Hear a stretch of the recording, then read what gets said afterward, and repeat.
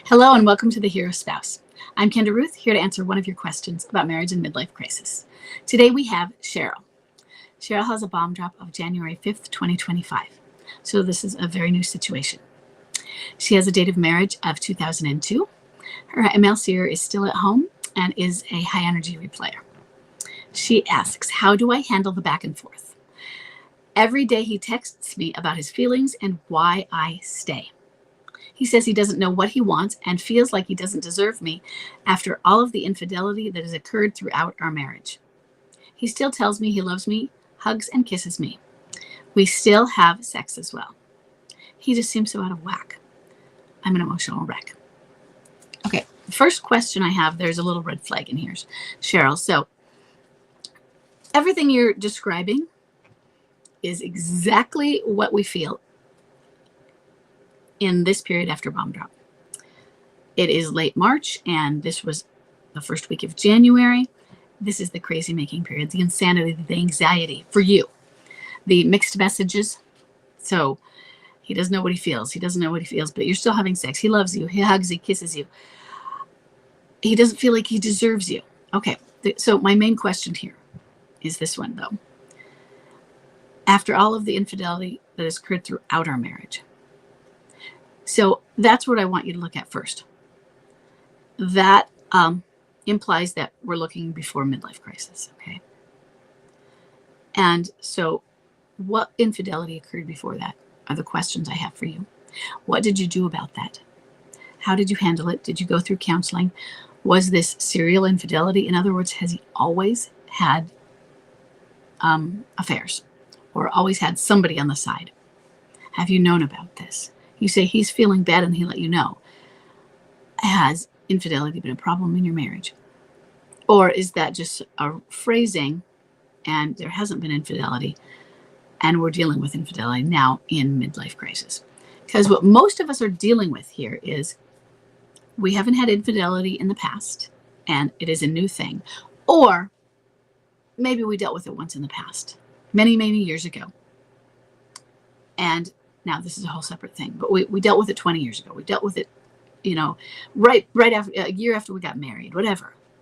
And that was a brief thing and we got through it, maybe counseling, and our marriage has been successful ever since. But the way you phrased it, the infidelity that has occurred throughout, and if it was 25 years ago, one incident, and by one incident, I don't mean one night of adultery. I mean, let's say you had a 6-month affair. I still count that one incident, one affair. That I wouldn't count that throughout, because throughout means the next year and the next year and the next year and the next year, or woven throughout, where you might skip a year or so here. So you're making it sound like there's been a pattern of infidelity. And that is going to be a bigger issue as you go forward. I don't mean for standing or not standing. I mean, that could be what the axis of your of this crisis could go on. Does he have some sort of an addiction? Or that just might be part of the problem, okay, that you will need to address and talk about. So let's move forward from there, okay, because those are just some things I want you to think about. Every situation has this in it. So one person's is the axis they have to consider is the addiction of their spouse is an alcoholic. One is the spouse is bipolar. One is, for me, the axis was that he kept moving in and out and we weren't allowed to do that. And I couldn't be revolving motel. It was a big deal. It doesn't sound like it when I just described the other people's, but it was not going to be resolved. It was how I needed to set this boundary of you can't just keep coming back to me. So what is the axis that your situation is going to revolve around and what you do with that? And we don't know that. Sometimes we have to look at it for a while. But just that little key thing, that could be something.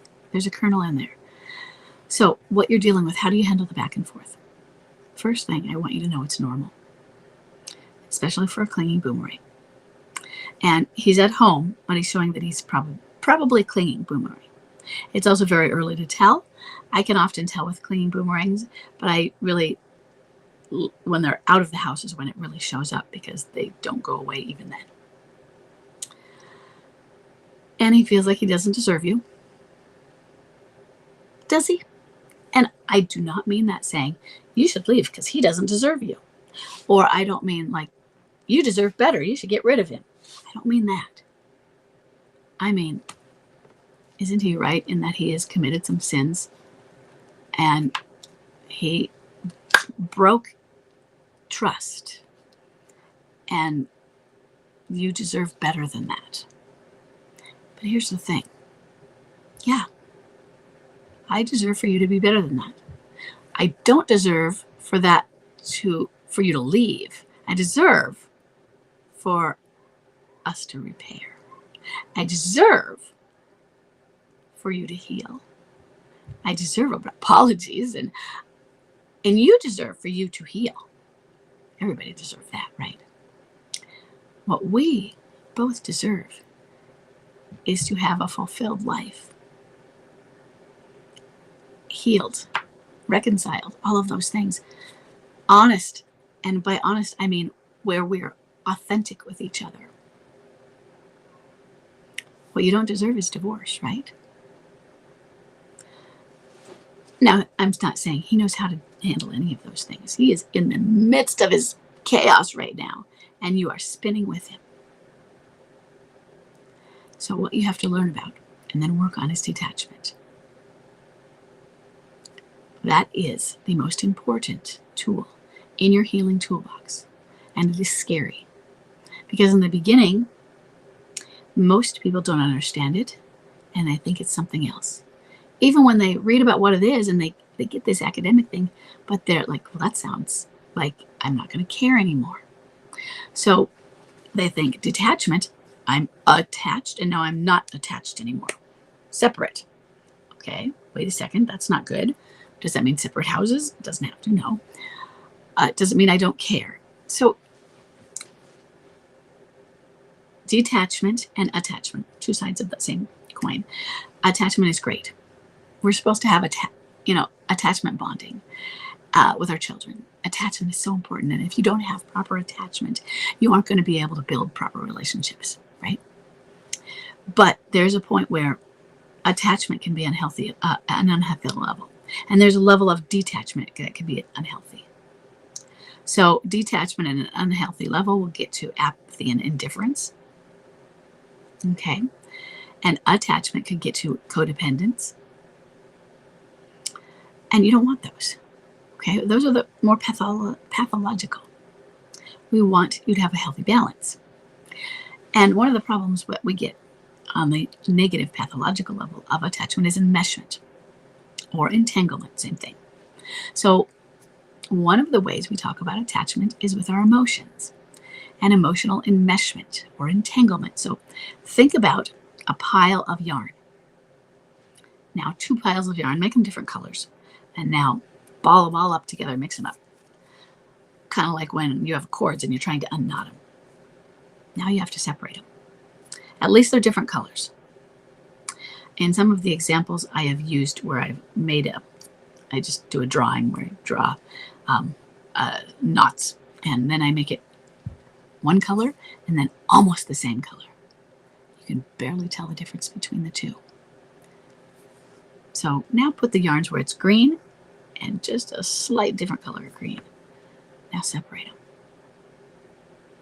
They're different and they don't feel different. They're the same texture, same fabric, made both cotton or both cashmere, that sort of thing. It's really hard. It just became a lot harder. And maybe the more you pull, the more tighter they get. So you have to kind of shake them to get loose. We can't see the difference between those. Now, if those are your emotions and those are his emotions, where do his emotions start and yours end?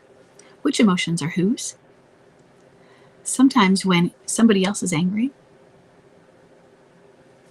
you get angry with them. Or sometimes you're feeling the feelings of anger. And by feeling, I mean in your body, you're like tightness, the things that happen. And then you realize, what do I have to be angry about? I understand the context that we're in where that person, my partner, is angry. But why am I angry? It's his emotion. And I have just allowed my body to become angry with it. But I I don't own that one. And then imagine he was angry at his boss for something. And let's say he hasn't gone to rage yet. He's angry, but maybe it's a little self-righteous. And you're sitting there and you can get angry with him. You can commiserate with him and you're talking about it. Or you could sit with him and be calm and go over it with him and talk through it with him and say, well, what happened? And maybe you'll have a different insight. You're not taking the boss's side, but, oh, okay. Did you say this? Oh, I see you said this. Now you're the calm person. You're not feeding the anger with more anger. So when we are attached emotionally, we can take that anger, and then our anger is enmeshed and we're not really angry, but we're taking theirs and it's just infecting us. And now it's like exponential. The anger goes up, up. And then what does that do to you physiologically? And take this with sadness, take this with other emotions as well. Sometimes we don't recognize our emotions. We stop knowing how we feel because we're so attuned and with how that person felt. And we get cut off. So that's a really important one. Maybe it is your spouse is coming home and they've been kind of in a tough mood that morning. And they're running a little late and you've been busy all day and dinner's running a little late and it's your day to do dinner and you're running from all around the kitchen and you're getting nervous because they don't like it when dinner isn't ready. Because they have an appointment afterwards that they have to get to at a certain time. And oh no. And so you're all nervous. And yeah, this is my life. Are we letting that person's energy and response infect us? Rather than, I know when I'm in that, I would probably be a lot more functional if I could be calm and then I could go, okay, here's where this food item that I need for dinner, and here's where this one is, and here's where this one is. Because when I'm in this mood, my brain is not functioning well. Executive functioning just left the building. So coming back to your detachment, it doesn't mean you don't care, but it means you can separate so that you can function. Now, let's take another situation. You're at home and there's an emergency. And by emergency, I mean your house is on fire. Okay? And let's go with your children. They're screaming. And there's 3 of them. They're all screaming. And so they're running around. Which way? Nobody wants to go anyway. Now, should you come in and scream too?